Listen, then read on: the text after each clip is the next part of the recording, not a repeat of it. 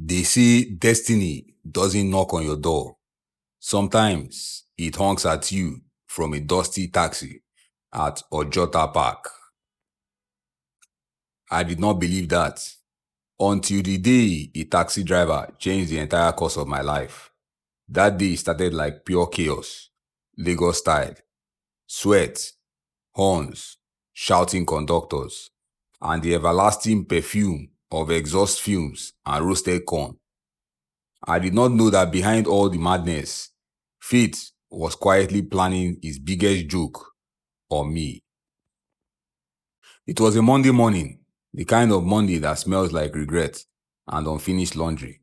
I had just graduated from university after 4 years of struggling through assignments, strikes, and noodles. My parents were proud, but broke. The kind of broke where you start cutting toothpaste in half and saving rice water for soup. For months after graduation, I had been searching for a job, any job, but Nigeria had other plans. You'd apply for entry-level roles and they'd ask for 5 years of experience and your grandfather's birth certificate. That morning, I had an interview. Not just any interview, the interview. One I had been praying about for weeks. It was at a big company in Victoria Island, the kind of company where even the security guards wear ties. But as usual, Lagos had other plans. First, my alarm refused to ring. Then, NEPA took light midway through ironing my shirt. By the time I finally found the taxi, I was already an hour late. The taxi that stopped for me looked like it had seen the Biafran War. The paint was peeling, the seatbelt was a decoration, and the driver's dashboard had more cracks than my life plan. The driver himself looked ordinary. A man in his late 40s, dark-skinned, with tired eyes and a smile that somehow looked permanent. He wore a faded brown shirt and a cap that said, "No condition is permanent." Except the word permanent was actually spelled permanent. On a typical day, I would laugh at this glaring error. But today, I was not in the mood. I didn't know then how true that message would become.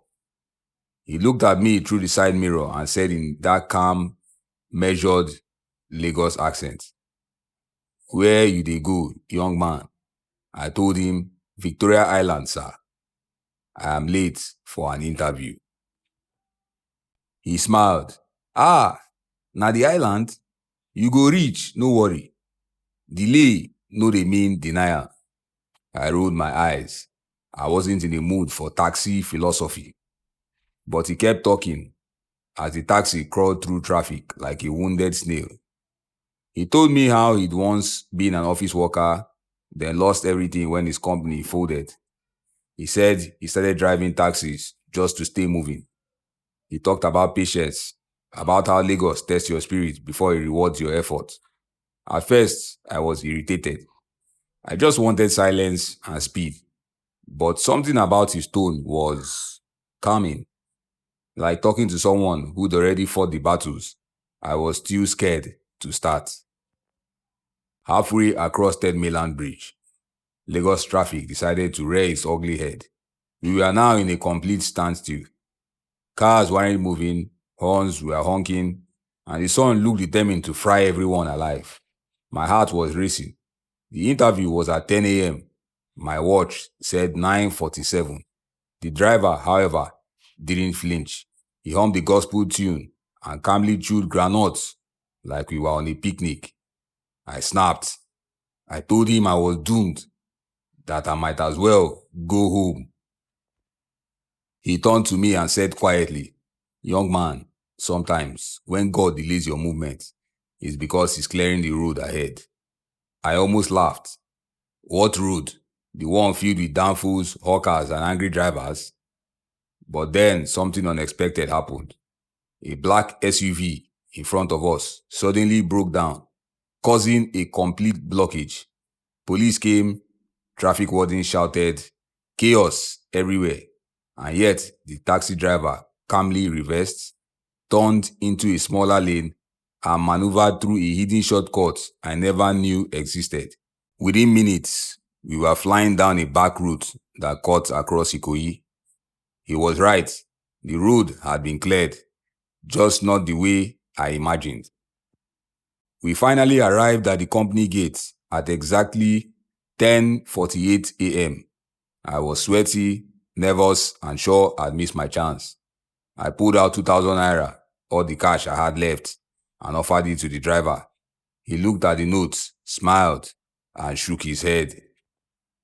My son, keep it. One day, when you make it, help somebody else. That one go balance am. I was stunned. Who rejects money in Lagos? But before I could argue, he drove off, waving through the window. I stood there, confused, humbled, and broke, but also strangely hopeful. I walked into the company's reception, panting like a generator without fuel. The receptionist gave me the look, that "you're late and I enjoy it" look. She said the interview had already started, but something in me refused to give up. I pleaded, and after several minutes, she reluctantly let me in. I entered the conference room like a thief caught mid-operation. The panel looked up, three stern men and a woman with glasses sharp enough to slice bread. I apologized, trembling, and explained the traffic situation. They listened in silence, unimpressed. Then one of them, the woman, asked me to start my presentation. My mind went blank. Everything I had rehearsed vanished. So I did the only thing I could. I told the story. I told them about my journey to the interview, about the taxi driver who refused to take money, about the lesson in patience and faith. At first, they looked confused. Then one of them smiled. By the time I finished, the room was quiet. And then, slowly, they started clapping. The woman said, "You might be late, but you just gave the best presentation we've heard today." I was speechless. For the first time that morning, I believed that maybe delay was in denial after all. I left that building floating on feet. Days turned into weeks, and weeks turned into silence. No calls, no emails, nothing. Reality hit again. Maybe I'd only impressed them emotionally, not professionally. I started applying to other places. Rejection emails became my new hobby. Eventually, I swallowed my pride and took a job at a small cyber cafe in Yaba. 20,000 naira per month. But it was something. 3 months later, a man walked into the cafe one afternoon. He wore a neat shirt and a wristwatch that probably cost more than my rent. He said he wanted to print some documents. When he handed me his flash drive, I froze. His name popped up on the screen, Mr. O. Johnson. That was the same name I had seen on the panelist list during my interview. I looked up and he hit me. He was the taxi driver. Same face, same calm eyes. But now he looked different. Polished, wealthy, composed. He smiled as if he'd been expecting me to recognize him. I couldn't speak. My jaw was somewhere near the floor. He said gently, "Young man, I told you, no condition is permanent." As it turned out, he wasn't really a taxi driver. He was the CEO of the company where I'd gone for that interview. He'd been undercover that morning, trying to study how young job seekers treat people they consider beneath them. He explained that he occasionally drove around incognito, picking random strangers just to observe behavior, a social experiment of sorts. He said, "I've met proud graduates, rude job seekers, and arrogant dreamers. But you were different. You were desperate, yes, but respectful. And even when angry, you listened." I didn't know what to say. My head was spinning. He told me he had been following my progress, that my story at the interview had touched the entire board. Then he dropped the real bombshell. He wanted me to work directly under him, not as an intern, as an assistant project manager. Success in Nigeria isn't about speed. Sometimes it's about who you become while you are waiting. Those words stayed with me. My first day at the company felt like a movie. People who had ignored me during the interview now greeted me with wild smiles and forced enthusiasm. Mr. Johnson, or should I say, the taxi driver, kept his humble nature. He taught me not just about business, but about life, timing, and unseen grace. One afternoon, months later, after a work meeting with a client, I saw a young man at Ojota, sweating, panicking, late for an interview. He was flagging down taxis, but none stopped. Something in me smiled. I pulled over. The boy jumped in, panting, and said, "Please, sir, I'm late for my interview at Victoria Island." I looked at him through the mirror, smiled, and said, "Don't worry, my dear boy. Delay no dey mean denial."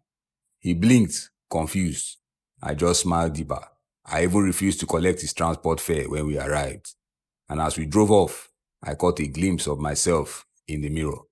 The same calm smile the taxi driver had that day. The circle was complete. Sometimes, the people we meet in moments of frustration are not accidents. Sometimes, they are messengers in disguise, testing who we are before life rewards us. I learned that the world doesn't always move at our speed. But when grace drives the taxi of your destiny, no delay can stop your arrival. So the next time you're stuck in Lagos traffic, sweating and swearing, remember, God might just be behind the wheel. Thanks for watching. If you enjoyed the story, hit the like button, drop a comment, share it with your people, and don't forget to subscribe for more stories like this. See you in the next one.